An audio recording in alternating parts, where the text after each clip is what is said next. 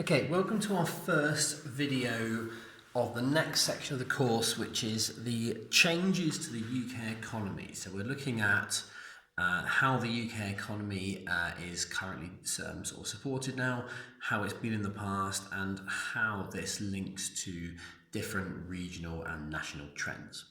So this first video is just going to look at how the UK economy has changed over time and why that is. So this really is all explained in this graph here. This shows time. We've got 1750 going up to the year about 2010 here, and we've got percentage of the workforce.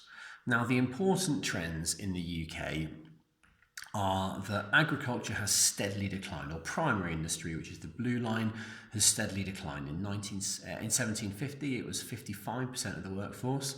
Now only 1.3% of our workforce work in primary industries. Primary includes farming, fishing, mining, forestry.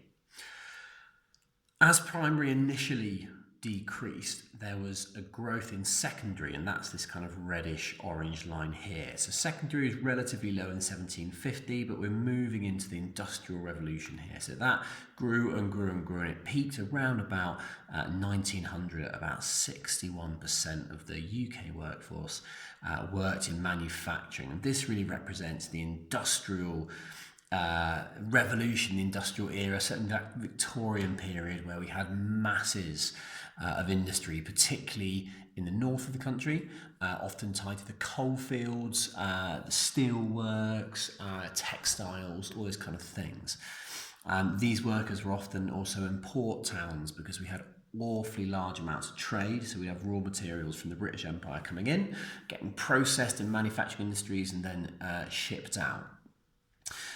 This has steeply declined since 1900 to about 15% today, and that continues to decline. And we'll look at why that was in a minute. The third trend, which is equally as significant as the decline of secondary industry, is the growth of the tertiary sector, or sort of service industry. So again, you can see here 16, 20, 21, 24%, relatively low till about the 1900s, and then in the 1900s it's just grown and grown and grown to the point now where about 3/4 of people in the UK work in the tertiary sector. So really the tertiary growth has really been happening about the same rate and the same pace as the secondary decline.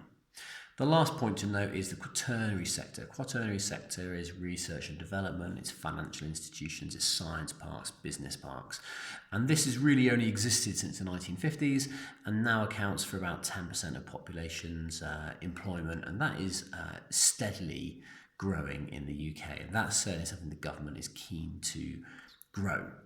I don't think it's necessary to know the key facts, but I think understanding the significant decline of primary, the growth and then decline of secondary, and the rise of tertiary and quaternary is very important, because it's these changes that have shaped the regional geography of the UK, and it's led to many of the issues we're going to look at later on in this course.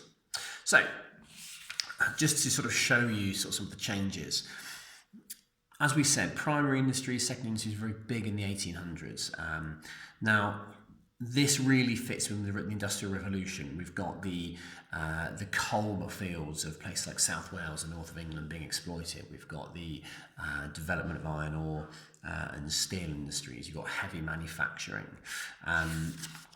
An example as well as Belfast, places like Belfast, Bristol, all these docklands, Merseyside, Manchester, Sunderland, massive docklands. This is the Titanic setting off. Absolutely the biggest ships in the world were built in these dockyards around about the turn of the century. So at that phase, and that's where the money was in these in the country. So if you wanted to make your money, you would go to Belfast, you would go to South Wales at these times, because that's where the jobs were, that's where the opportunities were.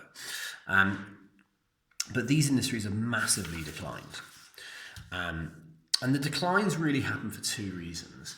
One main reason is that as the world's become more globalized, as trades become cheaper and easier, as other countries sort of who are traditionally quite undeveloped have become more developed, they've started doing the manufacturing that the UK used to do, but they're doing it cheaper and often on a larger scale, which is very hard to compete with.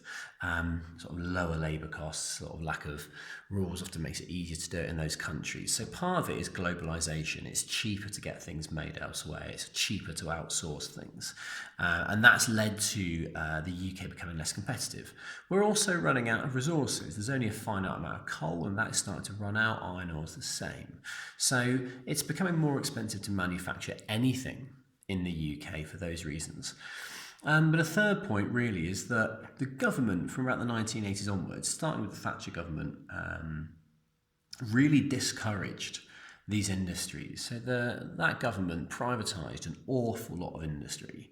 And the idea of privatisation is that instead of the government trying to support it and encourage it, they privatise it and then they let market mechanisms work their course, which because of globalisation essentially meant things closed down or got outsourced.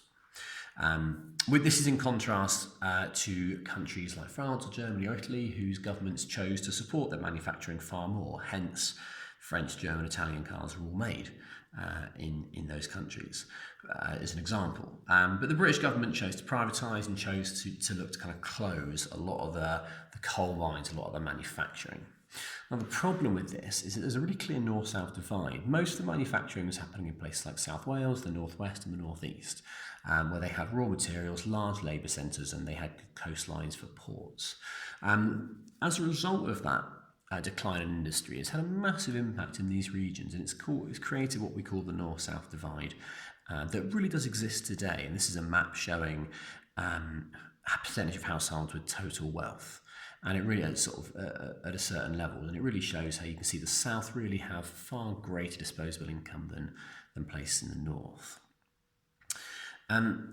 Whilst the government have massively discouraged industrial development, manufacturing, they've really promoted what we call the post-industrial economy. So this is things like science parks. Cambridge Science Park, there's a science park in Bath attached to the university. They've really promoted things like science parks, which is what we call the quaternary sector. It's really focused on highly skilled individuals, very well educated, doing lots of research and development, cutting edge things, pharmaceuticals, electronics, that sort of thing.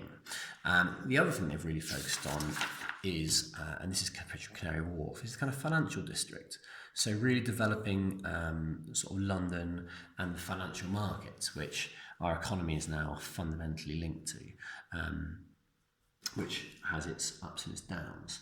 And this is what we call the post-industrial economy. So people are working in high-tech, finance, science, business, that kind of thing. And the government have really, really pushed this. The government's opinion was that manufacturing in the UK was uncompetitive, therefore these are the things we could specialise in and be better, and therefore that is what has grown in the UK. The big problem is if we go back to that idea of a north-south divide, most of these things are happening around the M4 corridor, so London, Bath, Bristol, Oxford, Cardiff, and not elsewhere.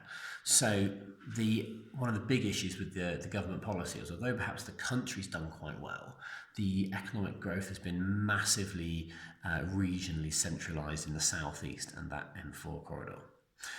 So the kind of exam questions you might be asked here, you certainly need to be able to describe and explain the UK's changing industrial structure, and you certainly should be able to describe and explain the growth of the post-industrial economy.